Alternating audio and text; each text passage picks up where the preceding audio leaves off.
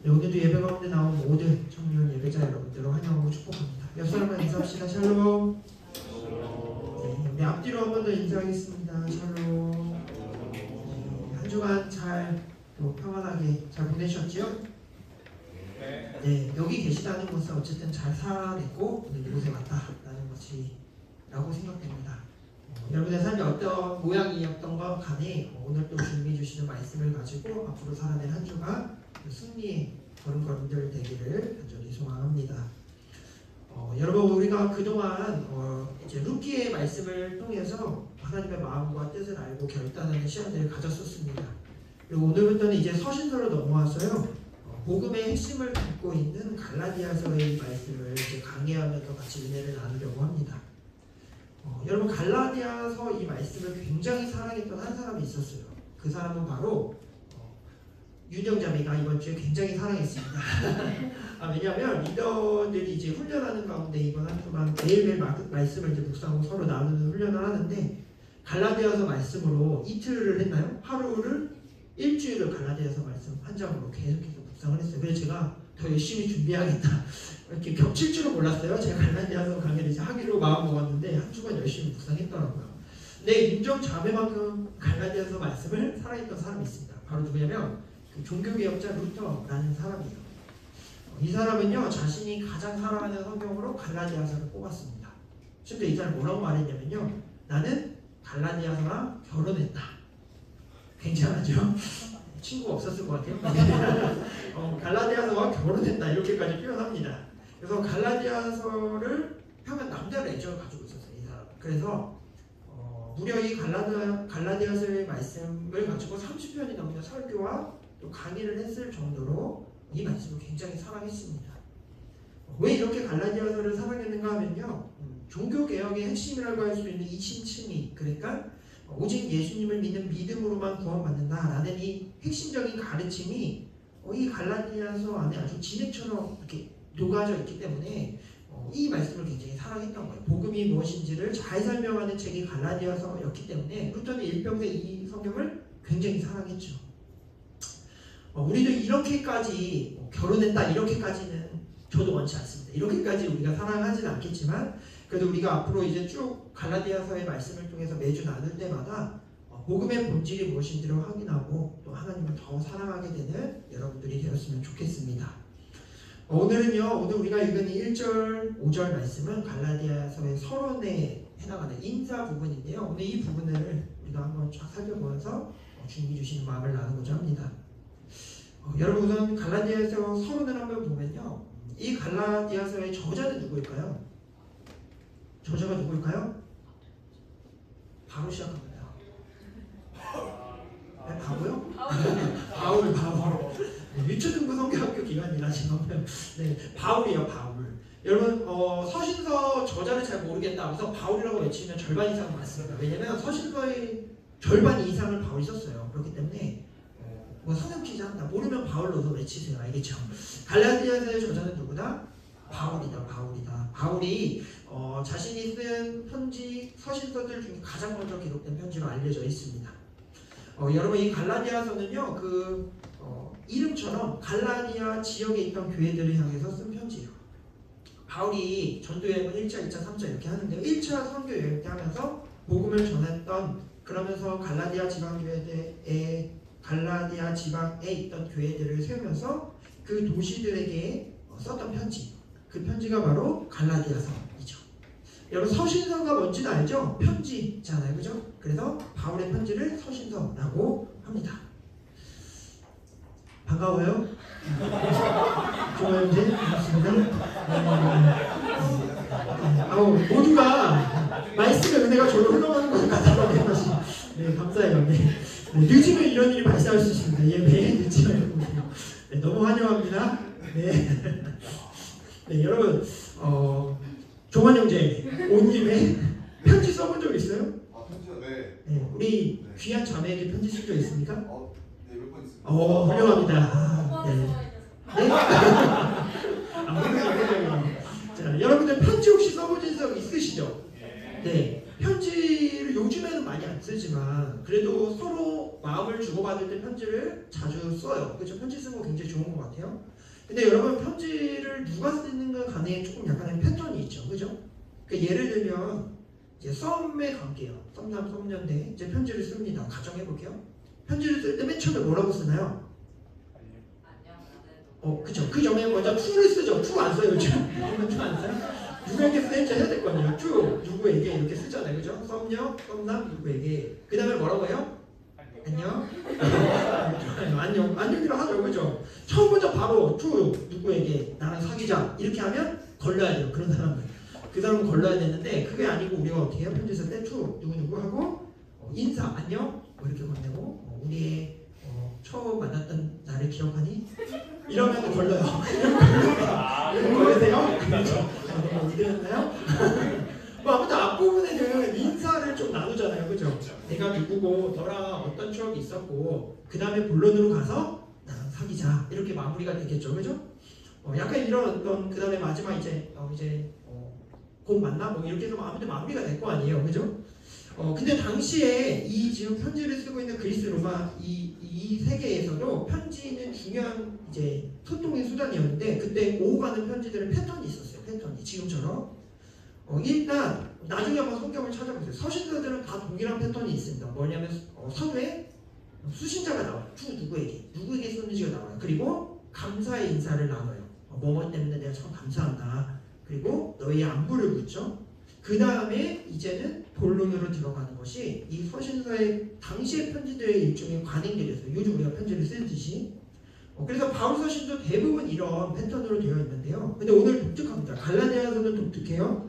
오늘 우리가 읽은 1절부터 5절의 이 말씀에 서론 부분에 안부나 감사나 이런 부분이 빠져 있어요. 나중에 한번 다시 읽어보세요. 바로 시작해요. 자기가 하고 싶은 이야기를 편지를 쓰면서부터 바로 시작합니다. 이것을 보면요, 여러분 바울이 지금 어떤 심정으로 편지를 쓰고 있는지 어떤 심경인지 우리가 예측해 볼 수 있어요. 여러분 바울이 지금 화가 났어요. 약간 분노의 편지를 지금 하고 있는 겁니다. 안녕 할 것도 없어요. 감사도 없어요. 그냥 바로 격양된 마음으로 펜을 쥐고 바로 하고 싶은 이야기를 막 하는 거예요. 조금 화가 나 있거나 흥분된 상태로 안부나 감사도 빼놓고 지금 할 얘기를 바로 시작합니다. 이유가 뭘까요? 이유는요, 지금 이 갈라디아 지방에 있는 교회들이 바울이 전한 복음이 아니라 다른 복음을 붙잡고 있기 때문에 지금 바울이 분노하는 거예요. 바울이 전한 복음이 아니라 다른 복음에 지금 흔들리고 있는 교회들을 향하여서 뭐 인사든 안부든 이런 것도 필요 없고 바로 할 얘기들을 쓰고 있는 거죠. 그러니까 거짓 교사들이 들어가서 바울이 전한 복음과 다른 복음을 가르치니까 그것에 흔들리는 그 교회 성도들을 향해서 굉장히 격양되고 흥분돼서 편지를 기록하고 있습니다. 이게 갈라디아서의 지금 분위기예요. 느껴지시죠? 조금? 네.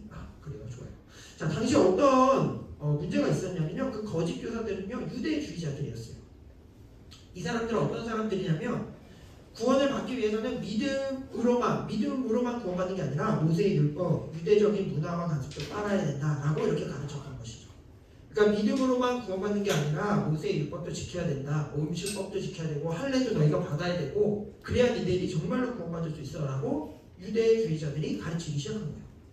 근데 초대 기독교에서는요, 이것이 굉장히 큰 힘을 얻고 있었어요. 이게 맞는 것 같기도 해. 그동안 주님이 주신 율법들도 지켜야 되지 않겠어? 이런 파와 바울이 근데 아니라고 했는데 이런 것들이 지금 막 갈등하고 있는, 이것을 인정해야 되는지 어떤 걸 인정해야 되는지 대립과 논쟁이 계속 활발하게 일어나고 있던 시기였습니다. 그래서 여러분 재밌는 건요, 사도행전 나중에 15장에 가보면요, 예루살렘 공회에서 이게 하도 문제가 되니까 회의를 하는 장면이 나와요. 바울, 바나바, 베드로, 야고보가 다 모여가지고 회의합니다. 결정을 어떻게 해요? 오직 예수님을 믿는 은혜로만 구원받는다, 이렇게 확정하는 내용이 사도행전에서 나옵니다. 그런데 지금 갈라디아 교회 안에는요, 이 구원에 관해서 바울의 가르침과 유대주의자들의 가르침, 이것들이 서로 갈등하고 혼란스러워하는 상황이 펼쳐지고 있는 거예요. 그러니까 바울은 지금 전도를 하고 돌아갔어요. 돌아가서 이런 소식을 들으니까 너무 분노하고 그래서 화가 나서 지금 편지를 막 쓰고 있는 거예요. 그래서 바울이 오늘 시작과 함께 뭐를 이야기해요? 자신의 그 사도성을 이야기합니다. 시작하자마자 나는 사도다 라는 것을 먼저 이야기해요. 자신의 사도성을 가진 권위 있는 사람이야 라는 걸 먼저 이야기해요. 왜 그럽니까? 자신의 권위가 어떤가에 따라서 그 사람이 하는 말에도 권위가 생기잖아요. 그죠? 그렇기 때문에 나 바울은 지금 거짓 교사들과 달리 난 예수님의 사도야, 내 말이 맞아 라고 지금 말하는 거예요. 먼저 여러분, 그러면 사도가 뭔지 우리가 한번 살펴봐야 되죠. 여러분, 사도가 어떤 사람들이에요? 오늘 저희도 사도예요? 우린 사도가 아니에요. 그죠? 사도는 어떤 사람들입니까? 예수님께 직접 가르침을 받은 사람이에요. 그리고 예수님의 죽으심과 부활을 직접 경험하거나 듣거나 본 사람들이에요. 그러니까 예수님의 12제자는 사도예요? 아니에요? 사도죠. 그죠? 그런데 바울은 조금 달라요, 여러분. 바울은요, 예수님이 살아계실 때 예수님한테 가르침을 듣지 않았어요. 그리고 예수님과 함께 지내지도 않았어요. 그런데 그 시대에 예수님이 바울을 사도로 세운 것도 아니었어요. 그런데 바울은 나이가 사도다 이렇게 이야기하죠. 어떻게 그렇게 얘기할 수 있을까? 오늘 1절 말씀에 이렇게 말해요. 1절 같이 한번 읽어볼게요. 네, 같이 읽겠습니다. 시작. 사람들에게 사랑한 것도 아니요 사람으로 말미암은 것도 아니요 오직 예수 그리스도와 그를 죽은 자 가운데서 얻으신 하나님 아버지로 말미암아 사도된 바울을. 네, 아멘. 바울이 뭐라고 말하냐면요, 나의 사도권은 인간이 준 것도 아니고 뭔가 인간의 중개자를 통해서 너 사도해 라고 해서 된 것이 아니라 예수 그리스도와 하나님께 직접 받은 것이다 이렇게 말합니다. 왜 이렇게 얘기할 수 있었을까? 여러분, 바울의 회심했던 장면을 우리가 한번 떠올려 볼게요.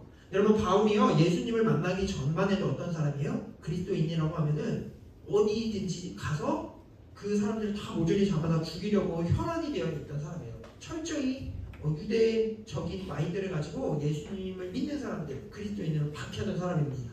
그날도 다메섹으로 가면서 이제 이 그리스도인들을 거기 가서 다 잡아 죽여야겠다 기대 등등해서 떠나던 사람이었죠. 그죠? 그런데 그 다메섹에서 누굴 만나요? 예수님을 만나게 되죠. 죽으시고 부활하셨던 그 예수님이요, 바울의 귀에 음성을 들려주시면서 바울에게 직접 나타나셨어요. 그래서 살아나신 그 예수님을 바울이 직접 목격한 거죠. 그리고 그 바울에게 예수님께서 너는 이방인의 사도가 될 거다. 너는 이방인에게 복음을 전하는 역할을 감당해야 돼. 복음의 사명을 주십니다. 직접 사도의 복음을 전할 수 있는 일을 맡기시는 거예요.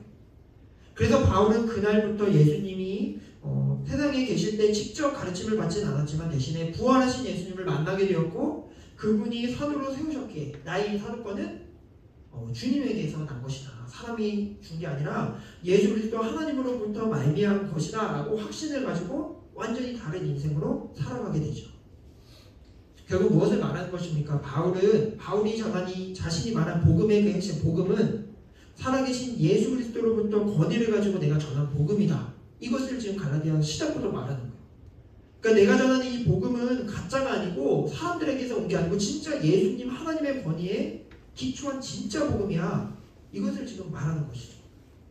그러니까 자신이 전한 복음과 이 편지의 진실성을 입증하기 위해서 내 사도 직분을 걸고 내 사도성을 확실하게 하면서 내가 말한 게 진짜 복음이야 라는 것을 지금 설명하고 있는 것입니다.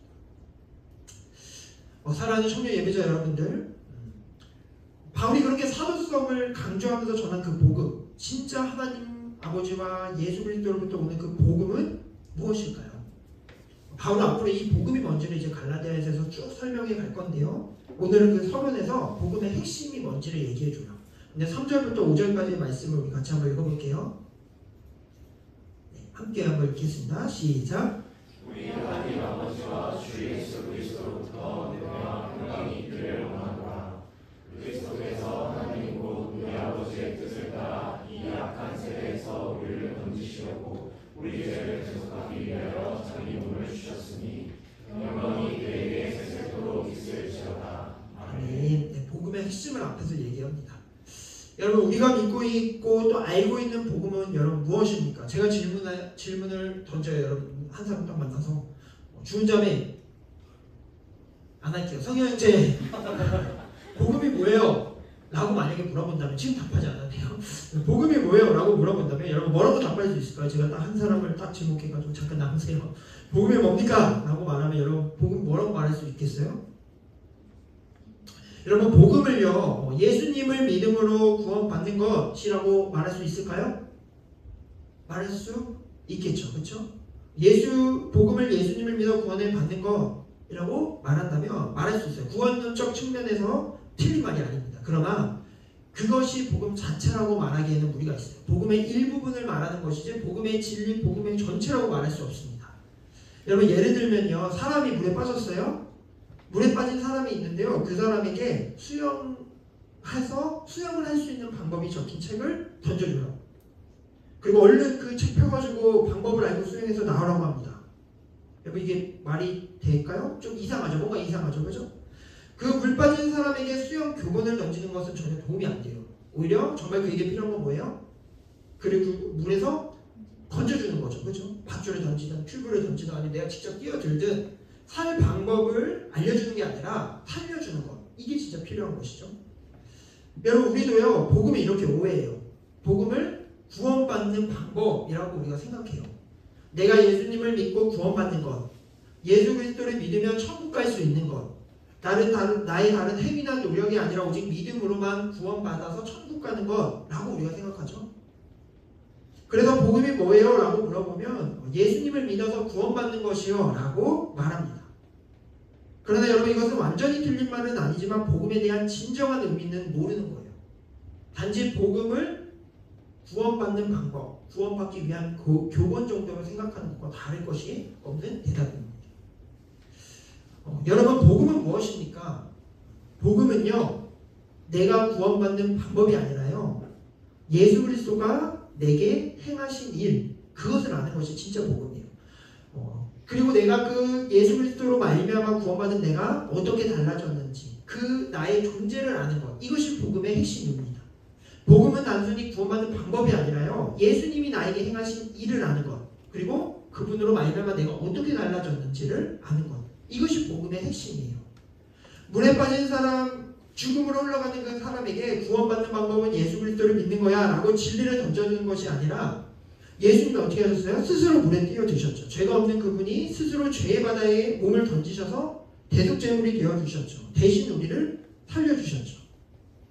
여러분 이것은요 죽을 뻔한 사람을 그냥 건져줘서 다시 한번 살아갈 수 있는 기회를 준 정도가 아니라요 이제는 완전히 새로운 삶으로 죽음의 그늘이 이제 더 이상 두려워지지 않는, 죄의 바다 근처에도 이제 가지 않아도 되는 완전히 죄의 문제를 해결한 하나님의 자녀로 완전히 새롭게 삼아주신 일이에요.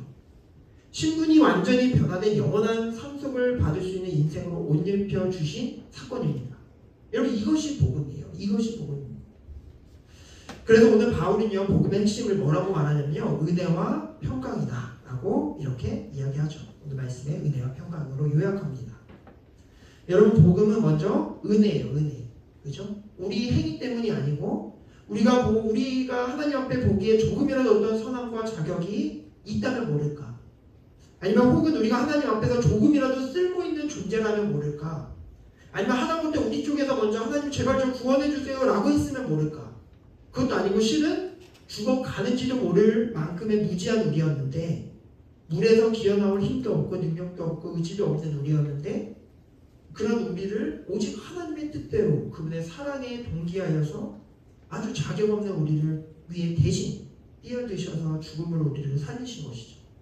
이것이 복음이고, 그래서 복음은 은혜다라고 말하는 것입니다. 그리고 여러분 복음은 그렇게 끝이 아니에요. 그 은혜를 누리는 자에게는 평강이 임한다라고 말해요. 하나님의 자녀라는 신분은 이제 평강을 누리기 시작하는 것입니다. 오늘 바울은요 4절에서 이렇게 말해요. 4절 말씀 우리 같이 한번 읽어볼게요. 같이 읽겠습니다. 시작. 그리스도께서 하나님 곧 우리 아버지의 뜻을 따라 이 악한 세대에서 우리를 건지시려고 우리 죄를 대속하기 위하여 자기 몸을 주셨으니, 예수님께서 하나님의 뜻을 따라서 이 악한 세대에서 우리를 건지시려고, 이 악한 세대, 단순히 우리를요 구원해서 천국으로 보내기 위해서, 죽으면 가는 천국으로 우리는 죽으면 천국 가, 이런 것이 아니라 오늘 이 악한 세대에서 이 땅 가운데 살아가는 우리를 건지시려고. 그 말은 무슨 이야기예요? 이 세상의 악한 구조와 질서 상황 가운데 완전히 옮겨서 이 땅을 살지만 다른 걸음으로 평강을 누리며 살아갈 수 있기 위하여서, 그런 우리로 삼아주시기 위해서 우리를 살려주셨다라는 것입니다. 그래서 여러분 복음, 이것이 복음의 능력이고 복음의 내용이고, 복음은 그래서 평강인 것이죠. 사랑하는 청년 예배자 여러분들, 여러분 우리는 교회에서 수없이 복음의 이야기를 많이 듣습니다.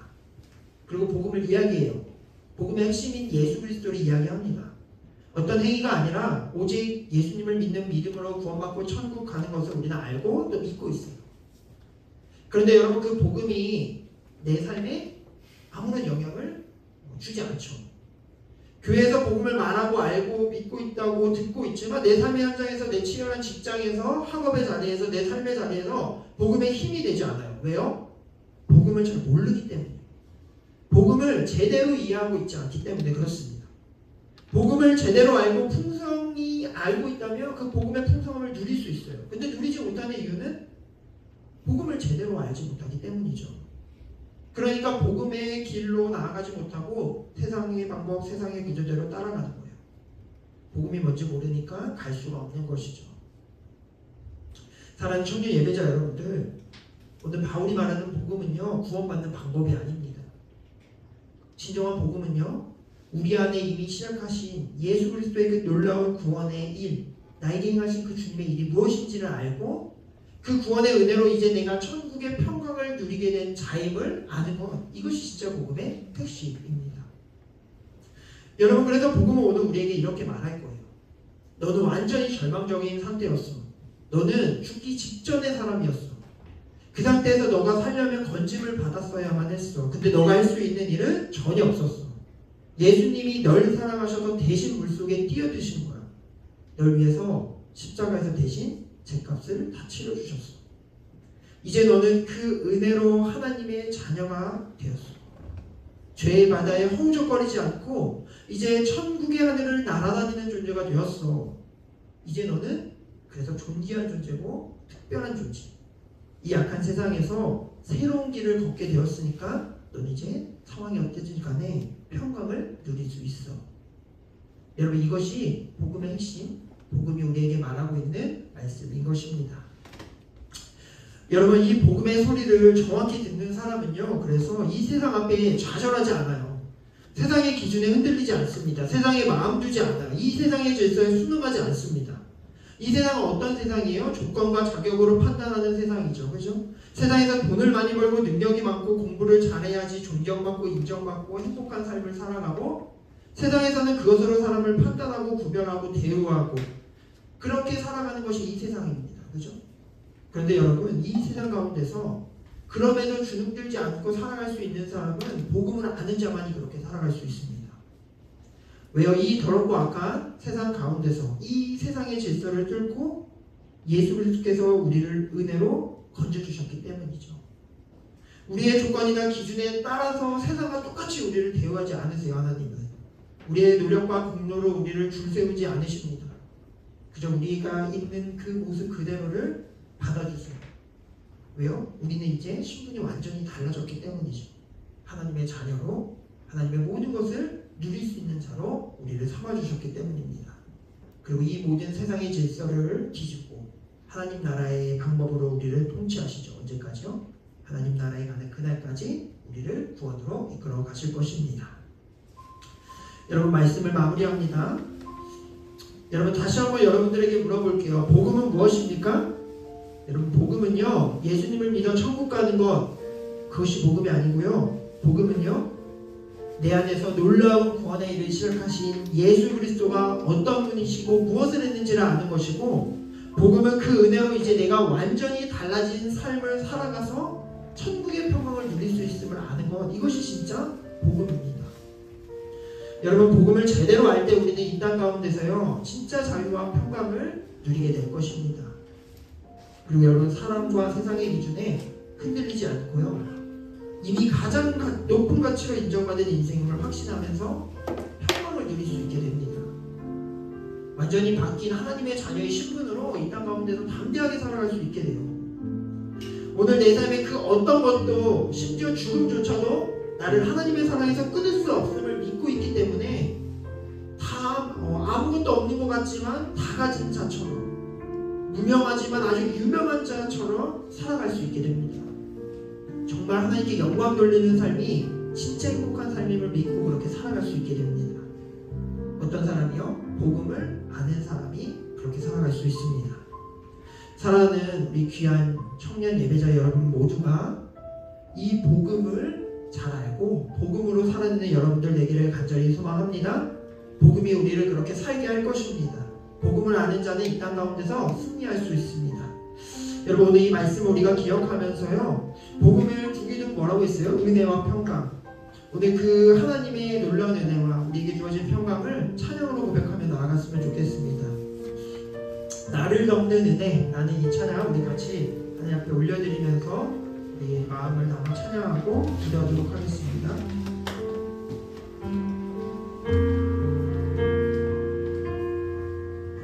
죄 많은 나의 모습 속에서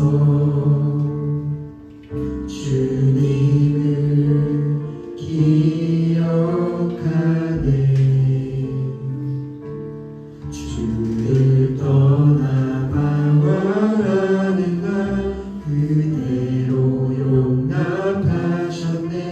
주님만 마음에 새기네. 내 안에 물든 세상을 얻고 보기를 선택하네. 주님 내가 무엇이기에 자신을 버리셨는지 거룩한 주님만 섬기네. 나를 묻는 죄가 더 이상 나를 묻지 못하고 주 십자가 나를 자유케 하네. 나를 덮는 은혜 영원토록 변함없으시 주 사랑이 나를 새롭게 하네. 우리 다시 한번 전해도 처음부터 다시 고백합시다. 죄 많은 나의 모습 속에서 죄 많은 나의 모습 속에서 주님을 기억하네. 주님을 기억하네. 주를 떠나 떠나봐와라는 나 그대로 용납하셨네. 주님만 마음에 새기네. 내 안에 물든 세상을 얻고 보기를 선택하네. 주님 내가 무엇이기에 자신을 버리셨는지 거룩한 주님만 섬기네. 나를 묻는 죄가 더 이상 나를 묻지 못하고 주 십자가 나를 자유케 하네. 나를 덮는 은혜 영원토록 변함없으시 주 사랑이 나를 새롭게 나를 묻는 죄가 더 이상 나를 묻지 못하고 주 십자가 나를 자유케 하네. 나를 덮는 은혜 영원토록 변함없으시 주 사랑이 나를 새롭게 나를 묻는 죄가 더 이상 나를 묻지 못하고 주 십자가 나를 자유케 하네. 나를 덮는 은혜 영원토록 변함없으시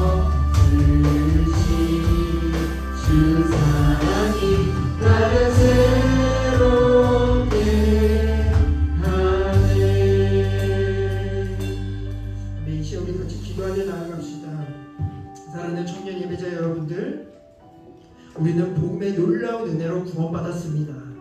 여러분, 이 복음의 능력은요, 단순히 죽으면 천국 가는 정도의 능력이 아닙니다.